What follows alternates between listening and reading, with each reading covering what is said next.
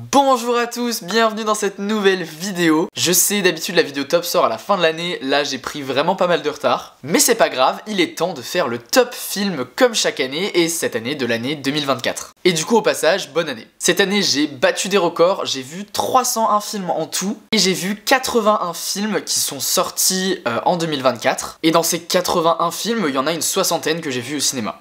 Mais bref, je vais rapidement vous passer les positions de 20 à 10 du top, donc des films que j'ai adorés mais qui sont malheureusement pas dans le top. Et je vais juste vous les citer. En 20e position, on a le film Borderline. En 19e, Here, le Robert Zemeckis. En 18e, All of Us Strangers, ou Sans jamais nous connaître en français. En 17, Vice Versa 2, parce que j'adore toujours autant Pixar. En 16, le film québécois Les Chambres Rouges. En 15, la Palme d'Or de cette année, Anora. En 14, un film qui a fait beaucoup de bruit, The Substance. En 13, et là on est sur des films qui sont vraiment passés pas très loin du top, La Salle des Profs, qui est un génial thriller allemand qui se passe dans une école. En 12e, et ça va peut-être vous surprendre, mais Nous les Leroy. Il y a une grosse raison à ça, c'est que c'est le seul film de cette année devant lequel j'ai pleuré. C'est ce que toutes les comédies françaises devraient être, c'est vraiment génial. Et en 11e position, qui est vraiment passé à ça du top, c'est le documentaire Madame Hoffman de Sébastien Lifshitz. C'est vraiment un documentaire sur le milieu infirmier qui est absolument bouleversant et aussi terrifiant d'ailleurs, mais voilà, il méritait aussi, mine de rien, d'être dans ce top. Mais maintenant, on passe aux choses sérieuses, c'est-à-dire le top 10. En 10e position, 20 dieux de Louise Courvoisier. Si je me fais le compter d'or, je peux me faire 30 000 balles, mon gars. Tu vas jamais la gagner, la médaille d'automne. Pourquoi?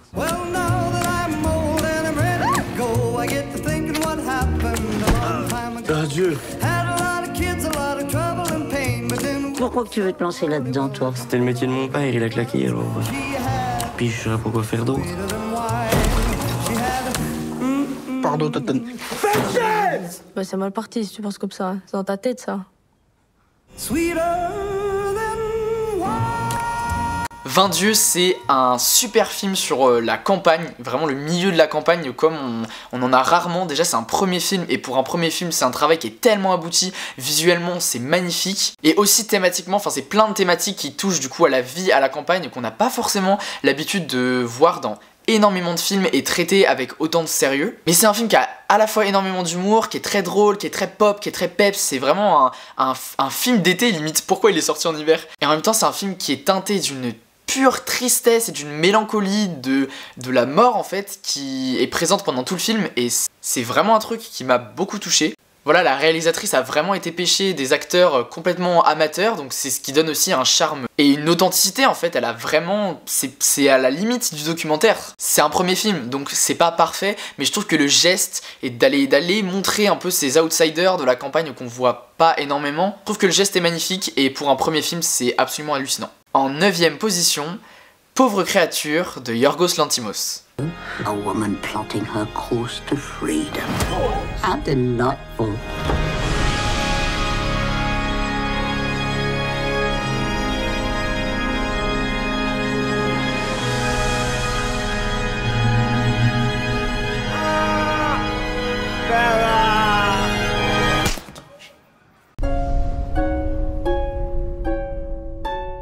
C'est un film que je trouve on oublie un peu dans les tops cette année parce qu'il est sorti en tout début d'année, et pourtant quel film! Sur comment une personne qui est complètement extérieure à tous les comportements intériorisés par les femmes à cause du patriarcat va découvrir un peu ce système-là et comprendre ce que c'est. C'est un film qui visuellement est tellement créatif, avec des décors et des costumes qui sont tellement fantaisistes, et on a vu ça je pense nulle part ailleurs, vraiment c'est visuellement unique. Emma Stone est dingue, et tout le casting du film globalement est dingue. C'est un film qui montre la sexualité des femmes comme on en voit finalement pas tant que ça, donc Pauvre créature, on adore.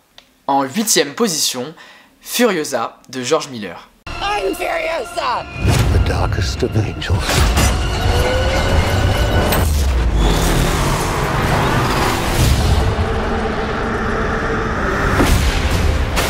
The question is, do you have it in you to make it epic?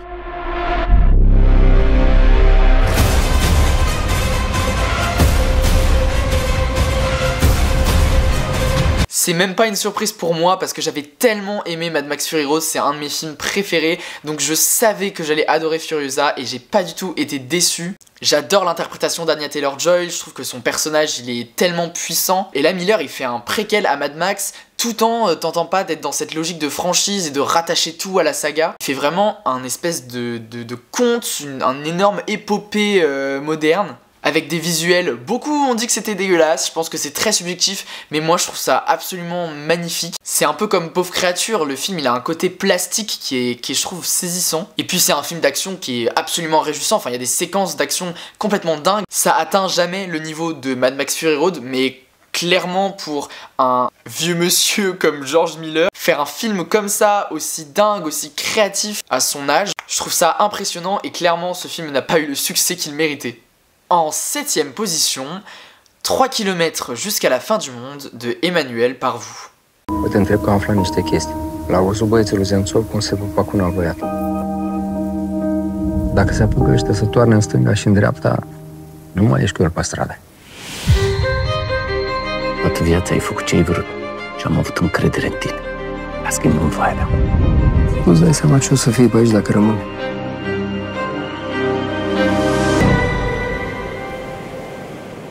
C'est un film roumain qui raconte l'agression d'un jeune homme homosexuel dans un village vraiment paumé de Roumanie. Et j'ai été complètement bouleversé par ce film, j'ai trouvé incroyable, j'avais jamais vu de film roumain. Ça a été vraiment une super introduction à ce cinéma du coup que j'ai beaucoup envie de découvrir. Si votre curiosité est un peu piquée, c'est vraiment un film qui est facile d'accès et qui, thématiquement, est tellement riche. C'est vraiment un film sur la corruption de l'être humain. Ce film je l'ai vraiment ressorti comme un thriller psychologique. À la fin j'en pouvais plus, j'étais fatigué. Parce qu'en fait au fur et à mesure du film tu perds de plus en plus espoir en l'humanité et tous les personnages te dégoûtent de plus en plus. Il y a personne qui est totalement gentil ou totalement méchant et ce qui est incroyable avec ce film c'est que il a jamais un regard moraliste sur ses personnages. Et justement la tragédie du film elle est vraiment dans ce truc de le fait que chaque personnage est vraiment intimement convaincu qu'il fait la chose à faire et qu'il fait le bien. C'est ça qui est vraiment assez terrifiant en fait, se rendre compte que des gens agissent mal en étant persuadés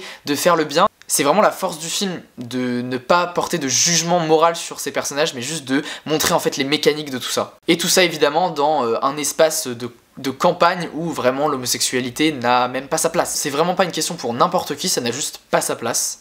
C'est un film qui est hyper riche, auquel on peut beaucoup réfléchir. Vraiment, ne vous dites pas « Oh non, c'est un film roumain, ça a l'air trop chiant et tout ». Je vous jure que si vous êtes un petit peu curieux, vous pouvez adorer ce film.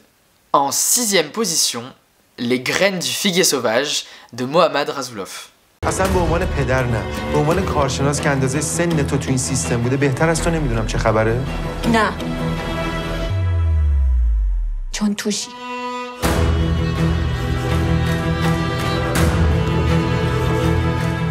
با خودت آوردش خونه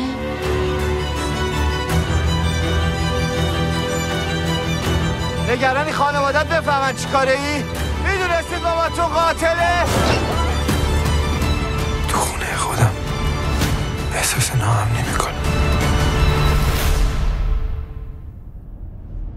Bon clairement là c'est impossible de séparer le film de son contexte de production, hein. Il a été filmé complètement illégalement en Iran parce que c'est un film qui est vraiment contre le régime. Et le réalisateur a dû fuir son pays pour pouvoir aller présenter le film à Cannes et il ne peut plus retourner en Iran. Ce film c'est avant tout un geste purement politique qui est tellement puissant, enfin vraiment la puissance de ce geste de faire un film contestataire, c'est ce qui donne toute sa force au film. C'est donc évidemment un film sur la révolution en Iran, voilà les graines littéralement de cette révolution qui émerge petit à petit contre un système qui entretient le mensonge envers la population. Et au-delà de ça, c'est un film qui est purement féministe, c'est vraiment un film de femmes, parce que mine de rien, les contestations en Iran, elles sont surtout contre un régime qui oppresse les femmes. C'est un film sur la sororité en fait, et la puissance de ce qu'on montre de la sororité dans ce film, elle est absolument incroyable, enfin moi ça m'a complètement dévasté, et les actrices qui jouent dans ce film sont tout simplement d'un courage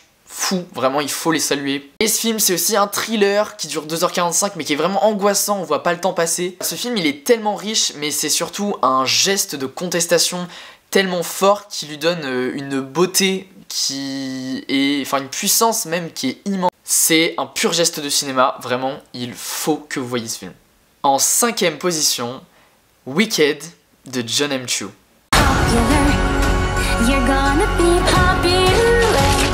I'll show you what shoes to wear, how to fix your hair, everything that really counts to be dancing through life, mindless and careless. Make sure you're awareness when you're dancing through life. And I just had a vision almost like a prophecy. It's just you and I defying gravity. Think of what we could do together. Wicked, rated PG. Ça fait plusieurs années que je me retiens d'écouter les musiques de Wicked en attendant de voir la comédie musicale en vrai. Quand j'étais à Londres en novembre, j'ai pu voir la comédie musicale, j'ai découvert la comédie musicale et je suis tombé complètement amoureux. 2 semaines après, j'ai vu le film, donc vraiment j'étais dans ma période Wicked. J'ai été le voir 3 fois au cinéma. C'est un film qui a tellement de défauts. À beaucoup de moments, il est très moche. C'est un film qui est beaucoup trop long, vraiment, qui étire beaucoup trop son histoire. Mais en vrai, hormis ça, c'est un film qui est tellement généreux dans sa mise en scène. Il y a tellement d'idées de mise en scène différentes dans les parties chantées qui sont incroyables. Même dans des parties moches, genre Dancing Through Life, c'est vraiment très moche visuellement. Mais il y a tellement d'idées. Jung-Soo, il s'amuse tellement avec sa caméra. Le duo d'actrices principales est tellement touchant, elles ont une complicité qui se ressent vraiment à l'écran. Un avantage de cette longueur du film, c'est que leur relation, elle a vraiment le temps de se créer et d'évoluer. De toute façon, le cœur de la comédie musicale et du film, et c'est ça qui est le plus touchant. Mais ce que je retiens le plus, c'est vraiment la performance d'Ariana Grande en Glinda. Elle m'a fait mourir de rire, vraiment, elle était faite pour le rôle. Le rôle est déjà hilarant dans la comédie musicale, mais là, elle l'interprète juste à la perfection. Popular, you're gonna be popular. I'll teach you the proper voice when you talk to boys, the ways to alert and sounds ew. I'll show you what shoes to wear, how to fix your hair, everything that really counts to be popular. I'll help you be popular. Et voilà, qu'est-ce que vous voulez que je vous dise? J'adore les chansons, j'adore l'univers. Forcément, il est haut dans le top, même s'il est loin d'être un film parfait, et je pense que tous les autres films du top sont mieux que ça. Mais c'est tellement un feel-good movie. Je sais que ce sera comme Barbie en fait, où c'est un film que je vais revoir plein de fois, et que je vais le mettre en fond quand je fais le ménage, parce que c'est tellement kiffant. Voilà, c'est vraiment le feel-good movie de cette fin d'année, c'est ma comédie musicale doudou, et c'est pour ça qu'il est aussi haut dans le top.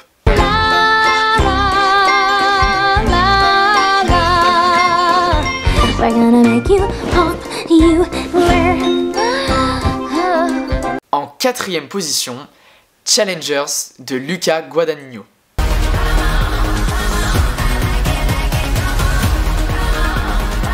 You don't know what tennis is.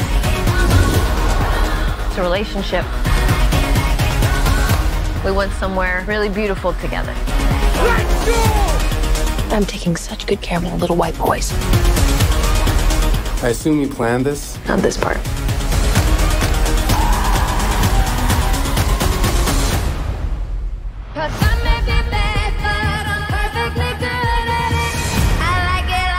Je m'attendais pas du tout à ce que ce film y soit dans le haut du top, mais c'est un des films qui m'a le plus marqué et auquel je repense le plus de cette année. Pas forcément thématiquement, parce que la thématique du triangle amoureux, un peu la manipulation amoureuse, etc., le rapport avec le tennis, le sport, c'est vraiment pas ce qui m'intéresse le plus et c'est pas ce qui m'a marqué du film, mais la musique était tellement marquante. La mise en scène en fait de ce film, sa forme, de cette espèce de tension qui se tisse tout au long, j'ai vraiment trouvé que c'était un film plastiquement incroyable. Vraiment au niveau de la mise en scène, de la forme du film, du montage, de la musique, c'est un film qui, plastiquement, il me fascine et c'est principalement pour cette raison qu'il est aussi avancé dans le top, mais je saurais pas expliquer plus pourquoi. Je trouve que c'est un film qui est complètement sensoriel. Vraiment, c'est pas forcément l'histoire qui m'a complètement emporté, c'est la forme qui m'a complètement fasciné et auquel je repense vraiment très souvent. Le trio des acteurs principaux est juste bluffant, enfin Zendaya, on connaît son talent, et Mike Fist qui avait joué dans West Side Story, vraiment là il peut déployer tout son jeu, c'est incroyable. C'est un film à la fois grandiose et d'une grande intensité, vraiment c'est incroyable, j'ai pas d'autres mots, vraiment j'ai adoré ce film.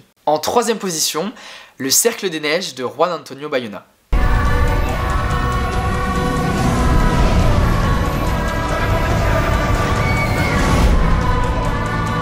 Vous allez vous laisser mourir après ce qu'on a enduré ensemble?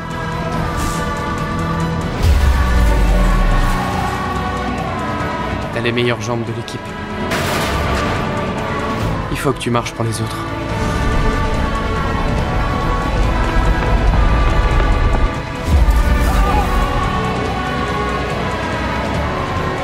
Accroche-toi à moi.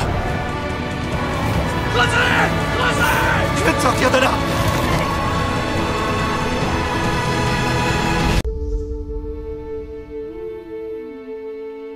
Pareil, film qui passe hyper inaperçu parce qu'il est sorti en tout début d'année et en plus sur Netflix. Mais waouh, j'aime tellement Juan Antonio Bayona. Moi j'adore son Jurassic World, j'adore The Impossible. C'est vraiment un réalisateur qui me fascine. Et c'est pas étonnant parce qu'il a vraiment une essence très Spielbergienne dans son cinéma et encore plus dans ce film Le Cercle des Neiges qui a vraiment un souffle Spielberg comme on pourrait l'appeler. La mise en scène de Bayona, elle est tellement puissante. À tout instant, elle est signifiante. Et vraiment dans ce film, j'ai l'impression qu'elle souligne à la perfection la puissance émotionnelle et philosophique de son récit. Parce que c'est vraiment un récit philosophique qui pose des questions éthiques sur l'instinct de survie, sur la vie en groupe, la vie en communauté. Moi c'est un truc qui me touche beaucoup, c'est le sujet principal de mon film de bac qui est sur ma chaîne YouTube si vous l'avez pas vu. L'importance en fait du collectif dans la vie humaine. Vraiment c'est un film qui est terriblement humain, qui est un peu mélodramatique, on va pas se mentir, mais moi ça me dérange pas, c'est vraiment un aspect qui fait partie du cinéma de Bayona. Et vraiment, j'ai trop la haine que ce soit sorti sur Netflix, c'est un putain de film de cinéma, les images de ce film sont complètement folles. Je l'aime tout autant pour sa mise en scène et ses visuels hallucinants et son grand spectacle que pour tous ces moments intimes et toutes ces réflexions sur la nature humaine et sur l'importance du collectif dans la vie humaine. Et maintenant, on passe à la deuxième position, l'étau se resserre vraiment. En deuxième position, La zone d'intérêt de Jonathan Glazer.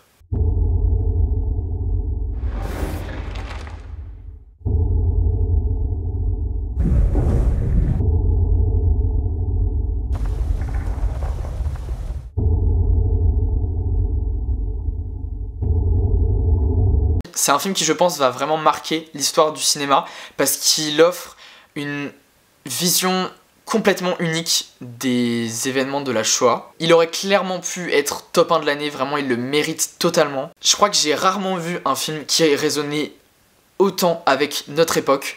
C'est un film qui montre que peu importe la situation, peu importe les horreurs qui se passent à côté de nous, l'être humain préférera toujours se recroqueviller sur son propre confort et ignorer toutes les horreurs qui se passent autour de lui. Et en sachant très bien ce qui arrive, la plupart des gens préfèrent ne pas se renseigner et rester aveugles sur ce qui se passe à Gaza et tous les massacres de femmes, d'enfants, d'hommes qui se passent littéralement sous nos yeux, sous les vidéos qu'on voit sur les réseaux sociaux et qu'on voit tous les jours et que pourtant la plupart d'entre nous décident d'ignorer. All our choices were made to reflect and confront us in the present, not to say look what they did then, rather look what we do now.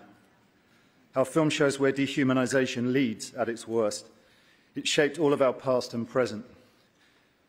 Right now, we stand here as men who refute their Jewishness and the Holocaust being hijacked by an occupation which has led to conflict for so many innocent people. Whether the victims of October the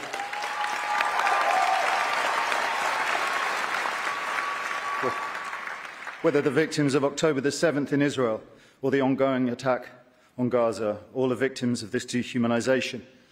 How do we resist? Et j'utilise vraiment ce mot avec parcimonie, je pense que c'est le seul film qui est un chef-d'œuvre qui est vraiment dans cette liste. Et je pense que c'est un film qui me dépasse complètement et qui clairement va avoir une place immense dans l'histoire du cinéma. Et maintenant, on va pas faire que déprimer sur l'horreur de l'humanité, puisqu'il est temps de vous dire mon top 1 de cette année qui globalement, je pense, n'est une surprise pour personne. En première position, mon film préféré de 2024, c'est Dune partie 2 de Denis Villeneuve.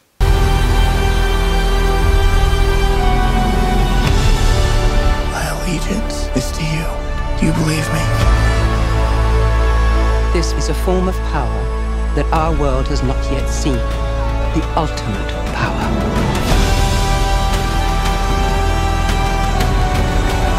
I want you to know I will love you as long as I breathe. You will never lose me as long as you stay who you are. Consider what you're about to do, Paul Atreides. Silence!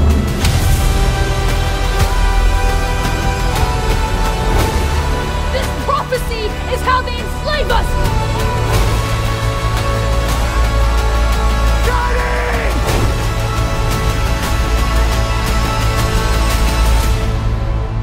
You are not prepared for what is to come.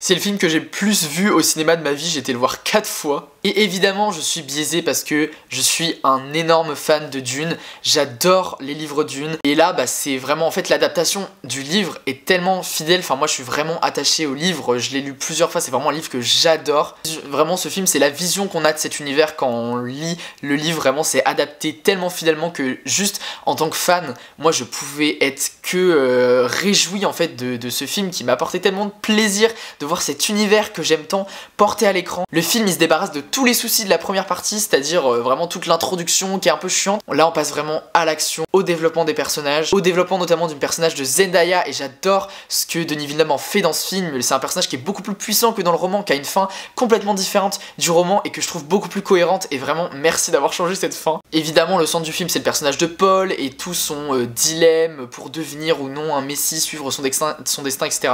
Dune c'est vraiment une œuvre qui me parle parce que c'est une œuvre écologique, c'est une œuvre qui remet complètement en question les religions. C'est globalement ce dont parle ce film, c'est le fait d'avoir un messie littéralement. C'est l'essence même de toute façon du livre aussi, c'est la remise en question de la religion. Le premier avait ce truc un peu un manque d'émotion, et je trouve que là on les retrouve vraiment dans le deuxième, avec notamment cette relation entre Paul et Chani qui est le cœur émotionnel du film aussi. Et puis l'écriture est aussi hyper intelligente et subtile, enfin il n'y a aucun personnage qui est complètement blanc ou noir, ils sont hyper bien développés, ils sont tous hyper intéressants, vraiment il y a plein de questionnements qui s'élèvent autour d'eux. Aussi un mot sur Feyd-Rautha, joué par Austin Butler, qui vraiment...